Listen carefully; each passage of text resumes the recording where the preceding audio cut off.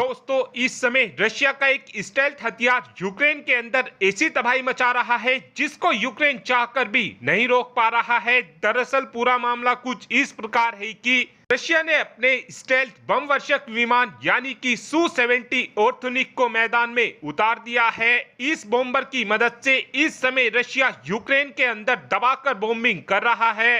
इस समय रशिया के इस सू-70 ऑर्थोनिक बॉम्बर के सामने यूक्रेन पूरी तरीके से लाचार हो चुका है, क्योंकि सू-70 एक स्टेल्थ बमवर्षक विमान है। इस बॉम्बर को यूक्रेन चाहकर भी नहीं पकड़ सकता है और ना ही इस बमवर्षक विमान को यूक्रेन मारकर गिरा सकता है।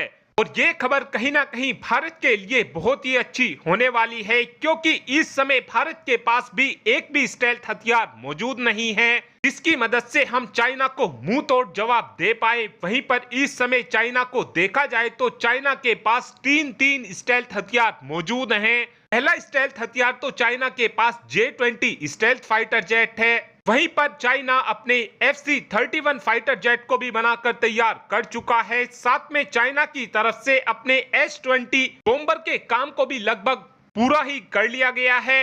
यानी आने वाले 1 से 2 सालों के अंदर अंदर चाइना के पास तीन स्टेल्थ हथियार होने वाले हैं। वहीं पर इन हथियारों को जवाब देने के लिए इस समय भारत के पास एक भी स्टेल्थ हथियार मौजूद नहीं है।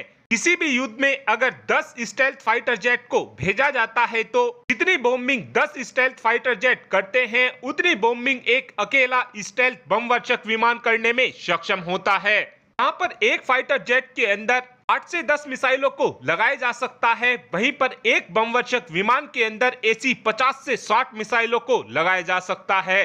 यानी जिस एरिया में किसी भी बमवर्षक विमान को बॉम्बिंग करने के लिए भेजा जाता है उस इलाके को बमवर्षक विमान पूरी तरीके से खंडर में बदल देता है। इस समय चाइना के खतरे को देखते हुए इस वक्त ये चीज बहुत ही ज्यादा जरूरी है कि भारत के पास भी कुछ संख्या में ऐसे ही स्टेल्थ बमवर्षक विमान होने चाहिए, ताकि भारत चाइना के घर में घुसकर ठोक सके।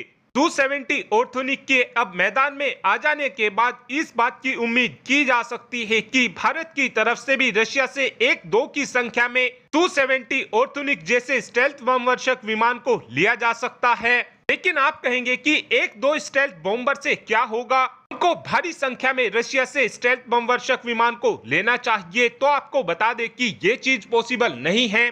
भारत भारी संख्या में बमवर्षक विमान को नहीं खरीद सकता है, क्योंकि एक बमवर्षक विमान की कीमत एक फाइटर जेट के मुकाबले कई गुना ज्यादा होती है। भारत की तरफ से इसलिए भी भारी संख्या में किसी भी स्टेल्थ बमवर्षक विमान को नहीं लिया जाएगा, क्योंकि इस समय भारत खुद के घातक नाम के बॉम्बर को भी बनाने में लगा हुआ है और इस समय घातक बॉम्बर की सभी टेक्नोलॉजी बनकर तैयार हो चुकी हैं और इन सभी टेक्नोलॉजी का भारत ने स्विफ्ट UCAV में लगाकर परीक्षण भी कर लिया है। और उम्मीद इस बात की जा रही है कि आने वाले 2 से 2.5 सालों के अंदर अंदर भारत अपने खुद के घातक बॉम्बर को बनाकर तैयार कर लेगा।